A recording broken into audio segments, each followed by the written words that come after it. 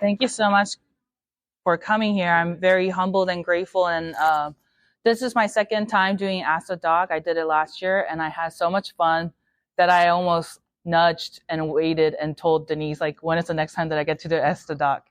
The reason why Ask the Doc at CBC is such a unique and exciting opportunity for me is because I think historically, mental health world and spiritual realm did not mix well together, right?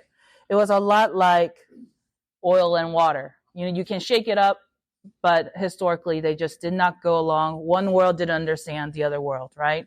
Historically, church said emotions bad, don't trust your feelings, right? Or even nowadays, I think in church say, you know, capture every thought captive, and thought is bad, right? But I think if we understood one world, because God has a mind, he has emotions, he has behaviors and actions, right?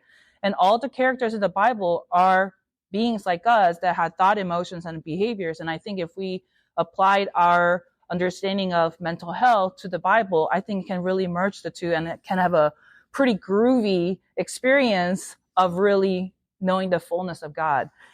The reason why I'm so passionate too is that division within the church about accepting mental health issues or mental health in general and not mixing the spiritual, biblical perspective, I think is the biggest lie and a trap that the enemy has. Because you can't really experience God in a real way. There's that chain that has to be broken to really understand God that much deeper. So that's why I'm so passionate to speak at churches or spiritual gatherings, because I think it is possible to understand God and feel God in a very intimate way, as intimate as our thoughts and emotions can be in our bodies. So that's my passion. And thank you so much for being here. Before I start, I just want to pray, because I believe that I'm here for a reason. And I know that each of you guys are here for a reason, and God orchestrated everybody in the same room. And I know that I try my best, but I know that ultimately God is author of this presentation, and he's the author of your life. And we're just meeting here. And I know that it's a divine, holy place. So let me just pray. Dear God, thank you for this opportunity to really share who you have been in my life through my past, present, and future. And I know that each one of us here has a story, and I know that you are there. I just hope that your love, grace, and truth will help us discern where you were in our past, so that you can be with us in the present, so that you can be with us in the future. I created this presentation. I did my best, but ultimately I know that you're going to use it for your glory and not mine. And I just pray that if there's anybody in this room who is tired, who feels lonely or confused, or maybe they're fine outside, but they're just really trying so hard to look okay outside, I pray that this place becomes a safe place for them, so that when they hear my talk, that they'll be seen and they'll be heard and they'll be understood. And ultimately that they feel and know that they can go to you. Bless this time together, and help us have fellowship and spiritual and mental intimacy together. In Jesus' name I pray. Amen. All right. So today's objective, we're going to understand concepts of cognitive behavioral therapy. And cognitive behavioral therapy is, you'll see when you talk to a therapist, you say CBT, ARP, all these, alphabet soups of therapy, right? Cognitive behavioral therapy is one of most evidence-based therapy, and you can use it for PTSD or anxiety and depression. But under the umbrella of cognitive behavioral therapy, or CBT, there's concepts of how to understand how our mind works, okay? And I'm going to be kind of trying to bring it to life, those concepts for you. So some of the concepts like cognitive triad, core belief, which is like our main topic here, and importance of parent-child attachment to one's thoughts and perspectives.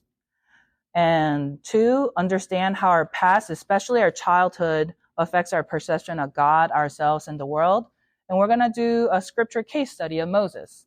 I'm not a professional Bible teacher, but I just want to read the Exodus with a psychiatrist's perspective and really extract some of the concepts in the Bible and see if it's true or not, how it works. Okay. So this is a disclaimer. Denise kind of touched on it. This presentation is for information, education, and empowerment purposes. For specific personal cases, I would recommend that you go to your physician or mental health provider, and that our interaction in public speaking does not constitute a patient-physician relationship. So what is a cognitive triad? So cognitive triad is a triangle, right? And in the each point, you'll see thought, behavior, and emotions. And so you'll see that the arrows go both directions in 3 points, right? And just to emphasize that thoughts and emotions and behaviors all have a chain reaction to each other in all the different ways.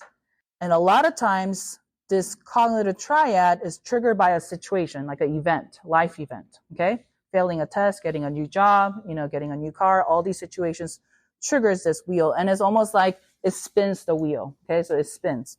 Now, I'm going to give you an example, but you'll understand that this wheel spins like hundreds of times a day because each situation spins another triad, and it's like continuous, okay? A lot of times we don't even know that it's spinning. It's like automatic knee-jerk reaction, but it does spin. So let me kind of give you an example of how it spins. So let's say that you study for a test and you failed it. You tried your best and you failed the test. So that's the situation that will trigger a cognitive triad wheel spin. So scenario number one, let's say a person number one have a thought, I studied so hard and I didn't get anything out of it, I'm a failure. And then emotions might be discouraged, ashamed, right? Mad, right? It'll lead to the behavior of, screw this, I'm not going to study for any test ever in my life, right? And they're not interested in, academic success anymore.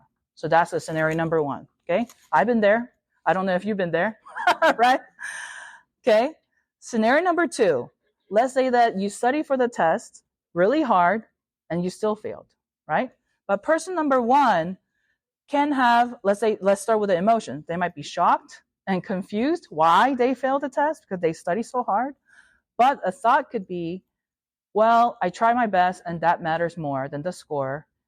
And then what will be the behavior? They're not going to give up on everything, right? They might go to a teacher for extra help, like go over the questions that they missed and maybe go over the concepts.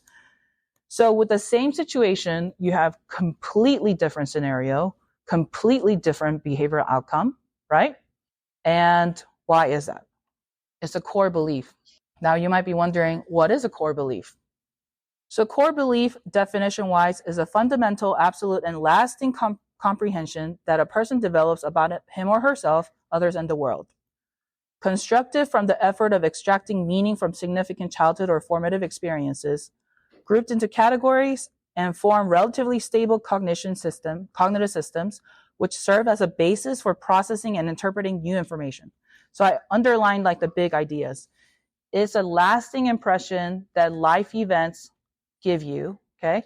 So life events happen, situations triggers the cognitive triad, and it kind of is like a Tetris blocks, right? It starts to pile up. So a bunch of experiences makes a lasting impression on who you are, who others are, and what the world is. And this becomes a basis of interpreting new life events. Are you guys kind of tracking? Okay. So it starts to become your core belief about yourself in your core. So this is how I like to kind of imagine. We talked about the wheel spins, right? Cognitive triad, new situations, new life events. But it's like a spiral case. It has a direction.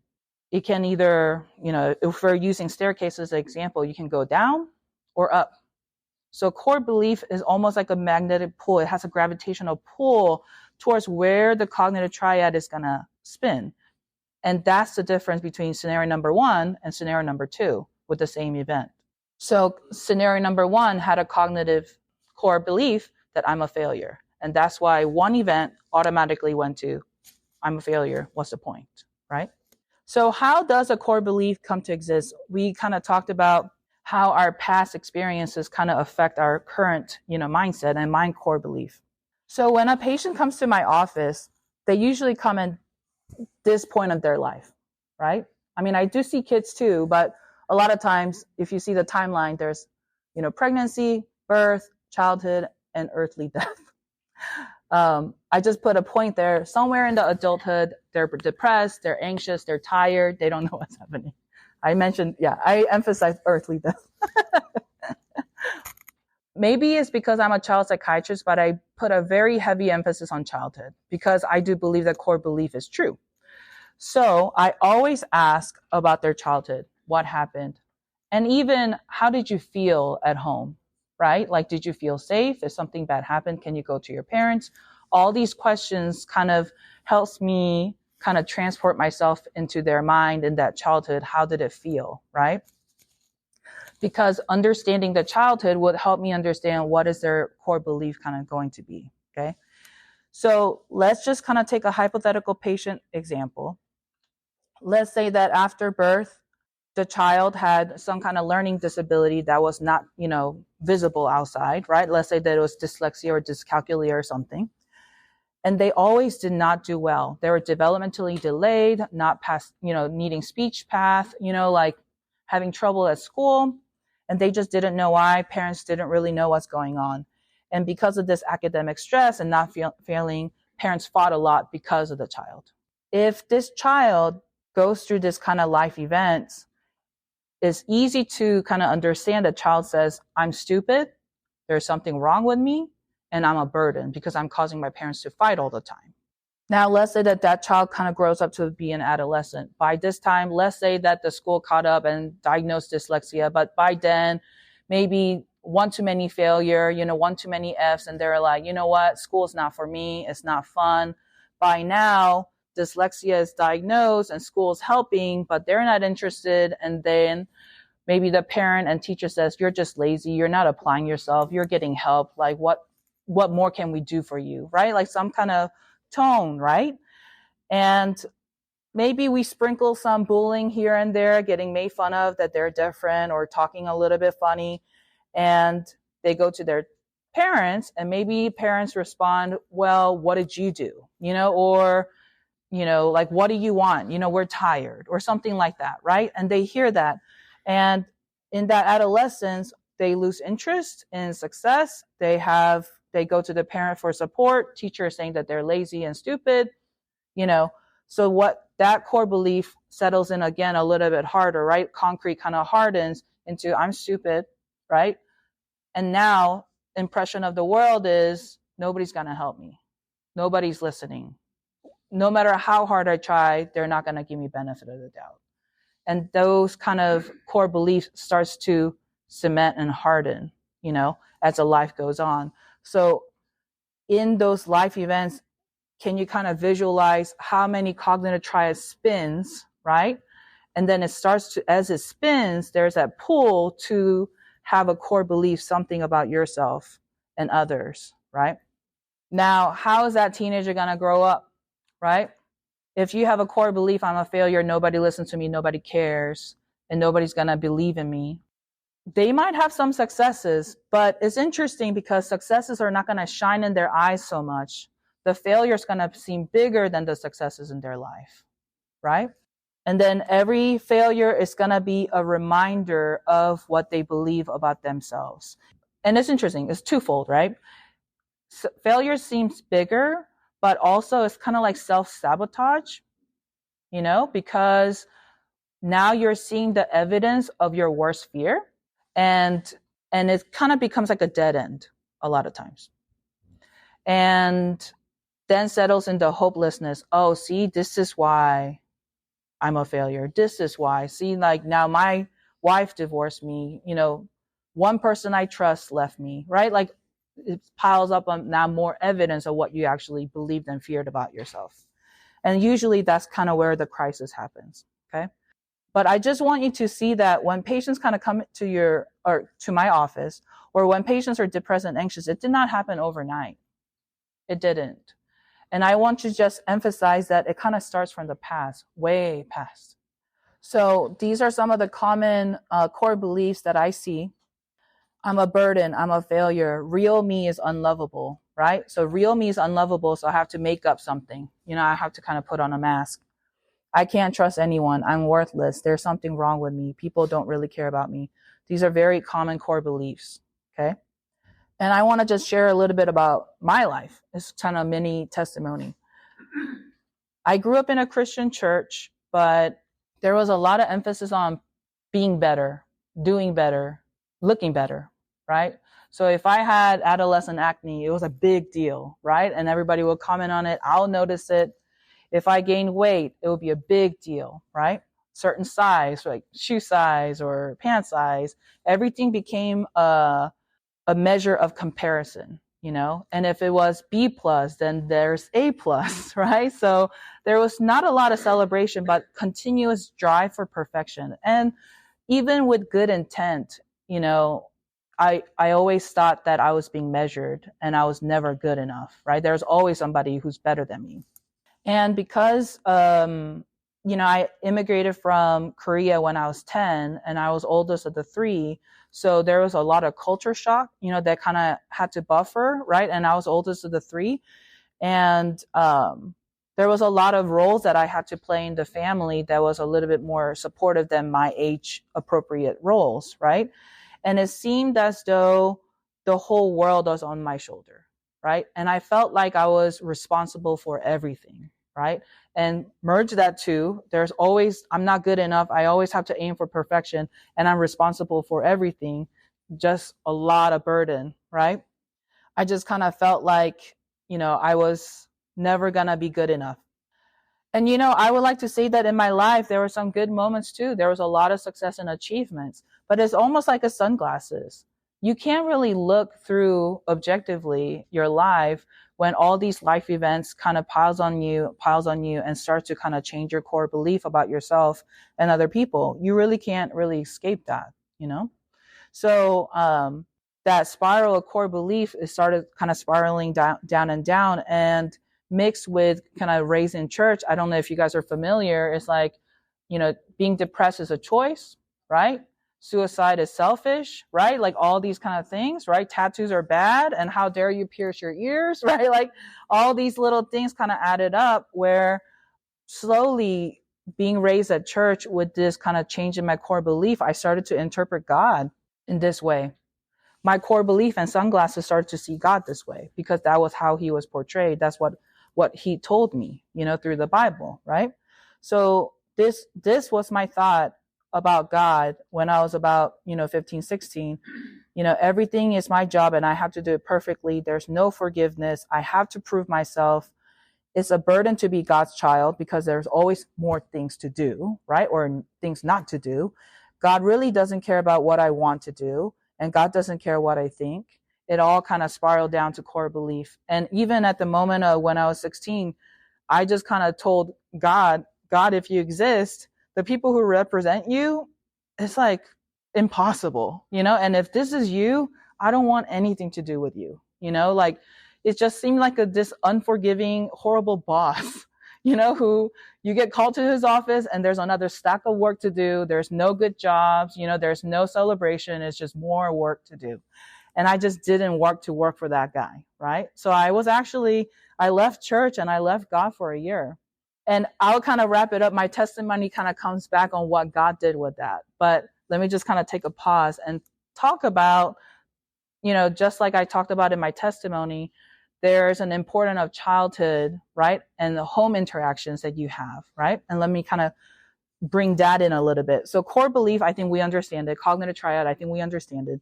Now, how is that linked with parenting, like your home life, okay?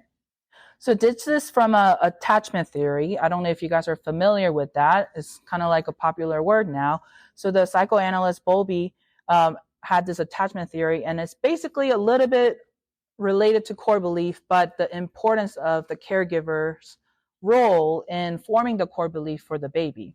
So infants draw on experiences with the caregivers to develop internal attachment representations or working models of themselves and others in relationship, which shapes the expectations about future relationships. And it's the beliefs about whether others will be consistently available or not, and whether they will be responsive and caring or cold and rejecting. Beliefs about whether he or she was worthy of receiving love and care, and about the value of close relationships. So it just kind of adds another layer of the core belief formation and the importance of the parent giver, right? But the interesting thing is that not only does it have a core belief in the baby's mind, but it actually shapes the sense of worth and value, right? So I just want to kind of pause here. We're going to talk about attachment theory, but I want to share a trigger warning. I'm not sure if any one of you guys have kids, if you're a parent. A lot of times when I give a talk like this, my first instinct is, oh, I'm not a good parent, and this is reason why, right? Like attachment theory told me that I didn't do right with my kids, right? But I want to pause and really want you to just next 30 minutes talk about you, not as a parent, but as a child.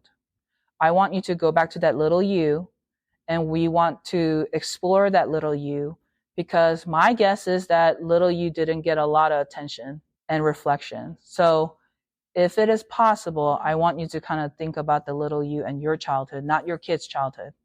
Okay, we can assess that later, but first we need to honor little you. Okay, so this is an ideal parenting a child needs to have secure attachment.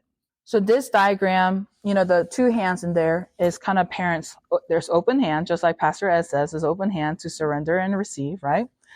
And it represents a secure base and safe haven for the kids. Now, I'm remembering back in my newborn days, newborns are completely attached, right? Attached for everything. But as the baby starts to grow, they need to explore and be somewhat practice their independence, right? So as a parent, it's going to be staying as a secure base, but it's going to support the exploration and independence of the baby, right? And watch them, make sure that they're safe, delight in their independence and exploration, help them if they need it, and then just really celebrate.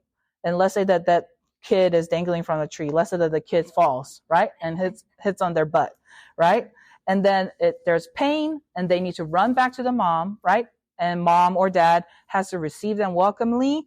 And some of the important points is to protect me, comfort me, delight in me, and organize my feelings. And it's a safe place. So kid falls, comes back, gets comforted, they go out, right? And then the older they get, they go further and further and further, right? This safe haven and secure base is an ideal parenting. Availability, consistency, attentiveness. It's interesting though, because let's go back to our hypothetical patient's life in there. Underneath, I kind of drew an arrow there, your earthly caregiver's influence. So now we know what the ideal parenting is and how important that is in forming the core belief. Now let's take this life. Let's say that they still have dyslexia, but what if that earthly parent was like, hey, don't measure your worth with that, right? What you don't know, we'll figure it out. I'm with you. Versus, I don't know what's wrong with you. Why don't you get this, right? Two parents' influences can really shape the core belief. So I put the arrow there because in the beginning, the younger the child is, more dependent they are on parents' interpretations, right? And organizations of their core beliefs. But it kind of fades away. But I said the influence kind of fades away, but now we know that core belief, once it's formed in childhood, is really hard to get rid of and reinterpret in adulthood, right? So this diagram kind of shows what would the person in the adulthood life be like based on what the parents did, right? Even if the situations were the same. It could really be a very different scenario, just like the cognitive triad scenario that we compared, how the parent interpret and ground the child in life events, it can really make and break them. So if it is okay with you, I'm not a professional Bible teacher, but I do want to read Exodus and study Moses' life. I'm going to read some excerpts, okay? All right. So Exodus 1:8. So now there arose a new king over Egypt who did not know Joseph. And he said to his people, behold, the people of Israel are too many and too mighty for us. Come, let us deal shrewdly with them, lest they multiply, and if the war breaks out, they join our enemies and fight against us and escape the land. So therefore they set the taskmasters over them and afflict them with heavy burdens.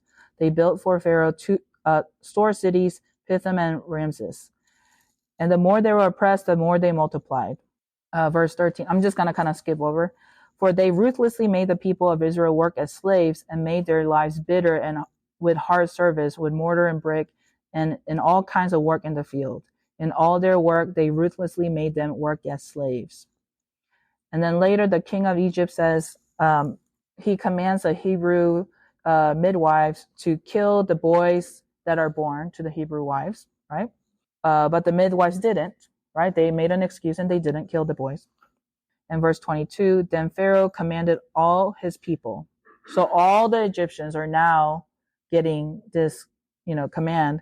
Every son that is born to a Hebrew, you shall cast into the Nile, but you shall let every daughter live. So this is a place so Moses was born in the era of slavery and genocide. This is not really the safe place to be a baby or be a Hebrew in that matter. So now a man from the house of Levi went and took as wife a Levite woman. The woman conceived and bore a son. And when she saw that he was a fine child, she hid him for 3 months. When she could hide him no longer, she took for him a basket. And we know this, he made the basket and the sister followed him to see what's done to him. And the daughter of Pharaoh came down to bathe in the river while her young women walked beside the river. So she saw the basket and she opened it. It was a child, and behold, the baby was crying. She took pity on him and said, this is one of the Hebrews' children. And then the sister popped out and said, oh, shall I go and call you a nurse from a Hebrew woman to nurse a child for you? And Pharaoh's daughter said to her, go. So the girl went and called the child's mother. And the Pharaoh daughter said to her, take this child away and nurse him for me, and I will give you your wages. So the woman took the child and nursed him. And when the child grew older, she brought him back to Pharaoh's daughter, and he became her son. And she named him Moses, because she said, I drew him out of the water. So I'm going to just kind of put my psychiatrist goggles on and just kind of tell you what I see, okay? So he was a fine child. That word fine is good. Like there's no deformities in the child. This is the same good as when God created the world. God said it was good. So there's no deformity in the child. He was hidden until he couldn't be hidden anymore.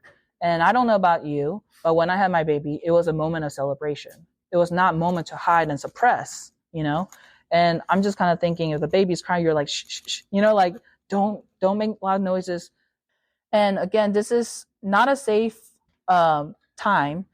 And the baby's birth was actually a risk for the whole family. The baby was born and it created a safety risk for the whole family.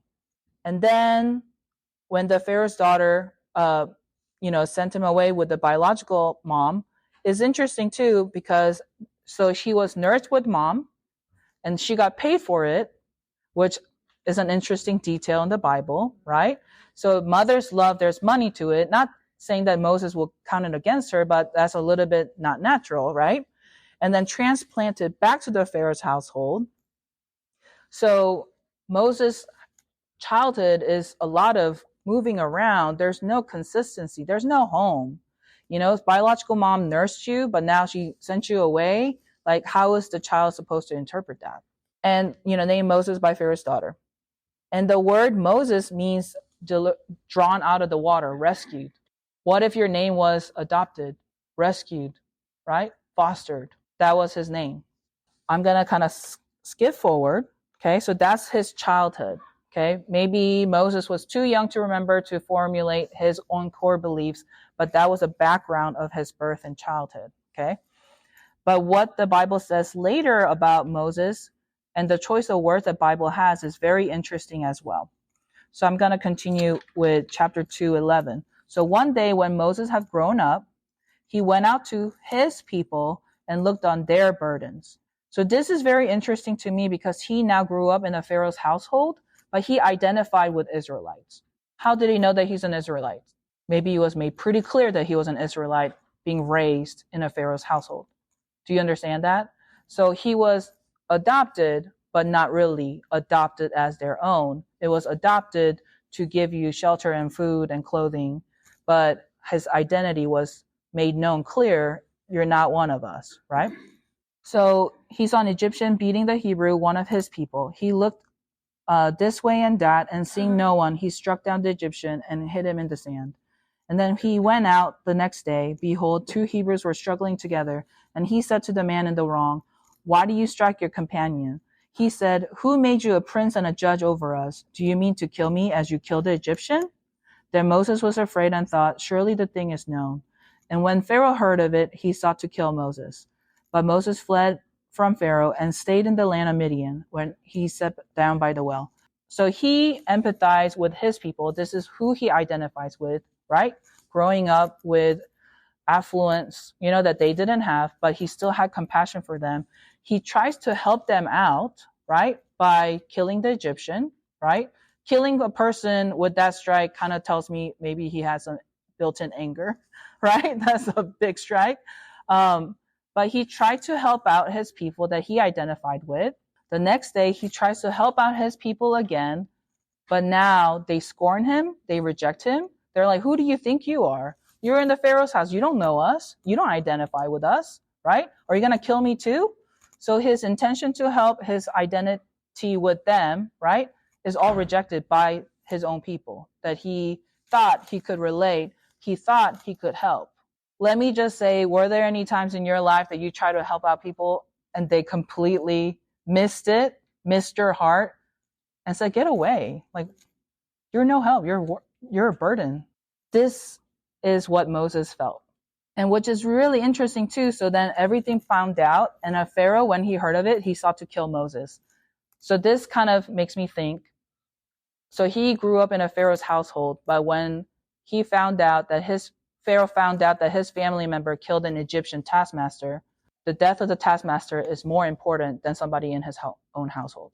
That kind of emphasized again, even in that household, it was pretty clear that Moses was not one of the Egyptians. Do you understand that?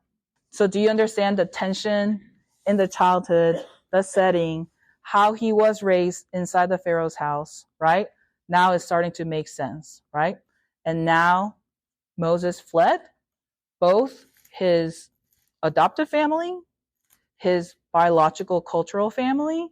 He has nowhere else to go. So the next, chapter or so is a back and forth between Moses and God. And this is when you'll find Moses' core belief pop out. And I'm going to point them out to you and then it will start to make sense from what we extrapolated from his childhood and upbringing. Just a pointer here. So he ran away and then he went to land of Midian, right? And then he helps out a girl, the shepherd girl. And then the father is like, oh, you're so back early. Like, how come? And then she says, oh, this Egyptian helped us. So it's like, for me, it's interesting. It's like, oh, he's an Israelite raised in an Egyptian family, and the outsider thinks he's an Egyptian. So he's kind of mixed, right? He's not really identified with either. The shepherds came, and the father of rule said, what are you doing? Invite him, right? This is the first time that Moses was invited to anything. And then he settles there and marries a girl. Okay? Interesting life history, right? It's the first time that he was welcomed. So now Moses is keeping the flock for his father-in-law. So this is chapter 3. Jethro, the priest of Midian, and he led the flock in the west side in the wilderness, and he sees a burning bush, and he's like, oh, what's going on there? Let me just take a peek. When the Lord saw that he turned aside to see, so the Lord is paying attention to Moses. That's what parents do. You're attentive. Oh, yep, I know what he's doing. Let me go to him, right? And God called to him out of the bush, Moses, Moses, and he said, here I am. And then he said, do not come near, take your sandals off your feet, for the place on which you are standing is the holy ground. And he said, I am the God of your father. First time that he claimed your father. You have a place, you have a family, and you're mine. Do you understand that? God of Abraham, God of Isaac, and God of Jacob. And Moses hid his face, for he was afraid to look at God. And then the Lord said, I see it and hear the affliction of my people who are in Egypt, and heard their cry because of their taskmasters. And I'm going to skip kind of forward to verse 9. And now, behold, the cry of the people of Israel has come to me, and I've also seen the oppression with which the Egyptians oppressed them. Come, I will send you to Pharaoh, that you may bring my people, the children of Israel, out of Egypt. So you see already God being the parent that he never had. He's paying attention. He calls to him, come. Moses never heard come, right? I will send you. And it's interesting that Moses replies, who am I that I should go to Pharaoh and bring the children of Israel out of Egypt? Who am I? I'm nobody. Everybody rejected me. The people rejected me. So who am I, right? But God says, but I will be with you, right? Just like when a child is scared or feeling not confident to do something, parent says, I'll be with you. I'll go. Let's do this together, right? And this shall be the sign for you that I have sent for you. So there's a back and forth, and God starts giving Moses promises and multiple signs to prove that he is from God. And he says, you shall serve God on this mountain. This is your home. This is your secure base. You will come back to me and you will be with me, right? And then, but it's interesting, right? This kind of shows you how stubborn and lasting core belief is, because Moses will continue. So imagine you're talking to God with this burning bush. He's giving you signs, right? Like your hand has leprosy. Now it doesn't. Your stick turns into snake and now it's not, right? But this is how sticky core belief is. And then Moses answered, but behold, they will not believe me or listen to my voice, for they will say, the Lord did not appear to you. People don't listen to me, God, right? They don't trust me. They don't trust my intentions. They don't know where I'm from, right? And then in the chapter 4, verse 8, if they will not believe you or listen to you from the first sign, then they'll believe the latter sign. So God keeps on giving him proofs that this is a seal that you're with me. But chapter 4, verse 10, but Moses said to the Lord, oh, my Lord, I'm not eloquent, either in the past or since you have spoken to the servant, for I'm slow in speech of tongue. I'm not the man for the job. I can't do it. I think you got the wrong guy, right? And then God says to him, who made the man's mouth? Who made him mute? Who makes him mute, deaf, or seeing, or blind? Is it not I, the Lord? And this is when God says, I'm the parent. You're the child. I'm bigger than you. I can do this through you. So now therefore go, and I will be with your mouth and teach you what you shall speak. So I'll literally be there with you and teach you every single word that has to come out of your mouth. But Moses says, but he said, oh, my Lord, please send someone else. It's like, I got it. I got your point, but I still don't want to do it, right? And then the anger of the Lord was kindled against Moses. And this is when the parents can rejoice that being angry with your kid is not a sin. God was angry with Moses. And if you look at the anger, it means nostril. Like how many times do you get mad with your kid that your nostril starts, flaring, right? And is there not Aaron, your brother, the Levite? I know that he can speak well. Behold, he's coming out to meet you. And this is interesting as a psychiatrist perspective, because so when biological mother nursed him, transplanted him back to Pharaoh, right? I'm guessing that he didn't know where his biological family was, because God is connecting Aaron and Moses back together, so they're gone. So now Moses had literally no group of family members around, but God is bringing together. And sometimes God does this, and God usually does this, where you're not going to be just supported by me, but I'm going to bring someone else in your life. He always connects people because he knows that there's a power of sense of belonging and fellowship. Amen. And you know what? When he sees you, he will be glad in his heart. For the first time, or maybe the second time, another human being was glad to see him, right? And you shall speak to him and put words in his mouth, and I will be with your mouth and with his mouth, and will teach both of you what to do. This is very interesting to me too, because a lot of times we think God is going to choose somebody that's more competent than me. Aaron is obviously more competent than Moses is to speak. But God doesn't forget that he chose Moses. God doesn't choose you out of your qualities and strengths. He chooses you because you're you. And he doesn't forget that order, and he doesn't forget that choice, because he shall speak to you, he shall speak for you to the people. He shall be your mouth, and you shall be as God to him. God never forgot that he chose Moses. He did not say, oh, okay, fine, you don't want to do it, forget it. I'll just choose Aaron. He'll be glad to do it. He likes speaking anyways. He does not do that. He says, I'm choosing you. And this is what God's mission is. He wants to go to your heart, take out that core belief, and replace it with his grace and truth. That was the whole point of this back and forth. God was angry with Moses. He was annoyed with Moses because that core belief was so stinking stubborn. But God did not give up, because God wanted to change Moses' core belief. God is saying, you are mine. I came for you. Come to me. I'm with you. I will prove that you're mine. You and I will be together, serving together in this mountain. I'll continue to claim and prove to the unbelievers and haters that you are mine. Multiple miracles and blessings and anointings are on your way to prove that God is with you. I am able. I will teach you and guide you. I care about what you do and say, and it can affect me emotionally. And this is a point that I wanted to kind of say.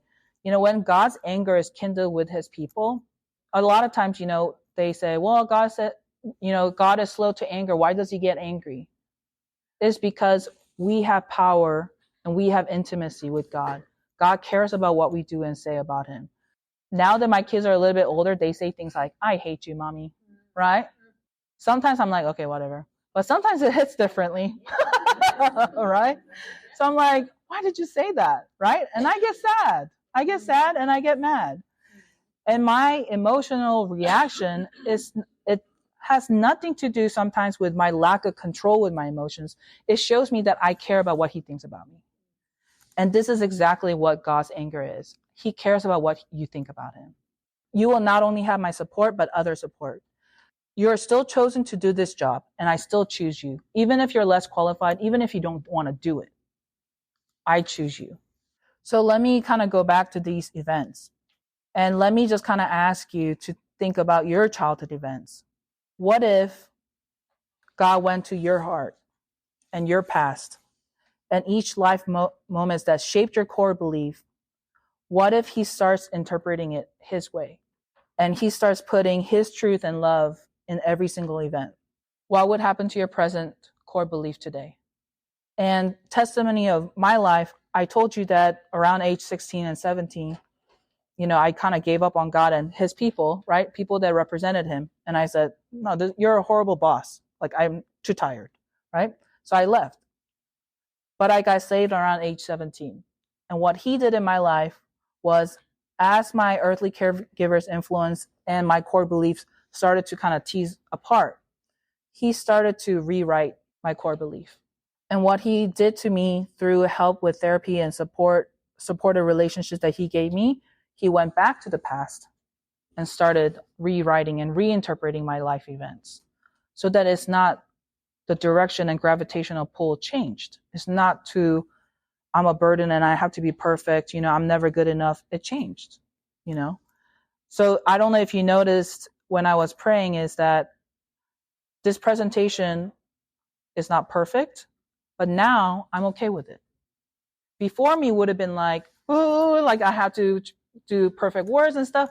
But now I know that God is my parent, just like he's going to give me the words to say, and I might slip, I might stutter. It doesn't matter. And I have that freedom because he wrote my core belief into I am enough. I showed up today, and that's good. And this attachment theory, I just want to encourage you that God is a perfect parent. Sometimes God gets interpreted not as this parent. Sometimes God gets interpreted into a Pharisee, somebody that you couldn't go to, and somebody that you kind of have to perform, right? Somebody who watches over you like Santa Claus, right? Who knows who's nice and naughty, right? Who's on the good list and bad list. But I just want you to know that just like God wrestled with Moses' core belief, he's more than willing to wrestle with your core beliefs. And he will rewrite your core belief to be, I'm his child. And I just wanted to kind of emphasize two things. When God was rewriting my story, and I was still battling with this core belief of I'm not enough, I still did outside churchy stuff. I still did InterVarsity Christian Fellowship at college. I still taught Bible studies. I still did a lot of things. But you know what was interesting? And I didn't know that I had this core belief because I said, oh, Bible says that Jesus saved me, so I'm his child.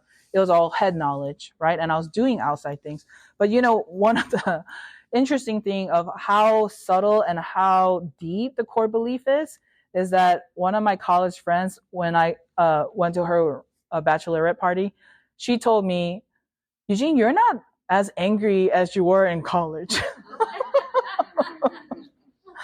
So this is to you to say that core belief is deep and it kind of surfaces up and you might not even know it, you know, but it does have an effect, and it really takes a lot of effort and support a safe space and therapy to really dig like what's really going on in here. You might not even know, like surface level.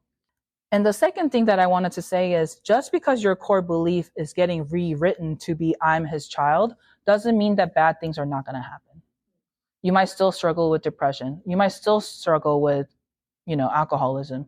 You might still have anger issues, just like me, right? I was angry and I was getting rewritten.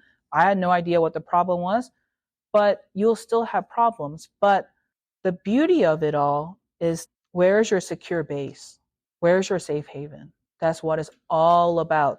Yes, you'll explore sobriety, and you might mess up, but you can always come back to him because he'll always be there. And he'll organize your thought. Hey, what happened? It's okay. You're still my child. And over again, over mistakes and exploration and independence, you're going to go back to him, and he's going to reorganize your thoughts, reorganize your emotions, protect you, comfort you, and delight in you. So my question to you is, I know that everybody's coming from different salvation background, or different religious background or spiritual background, but are you open to letting God reparent you and shape your core belief? Thank you.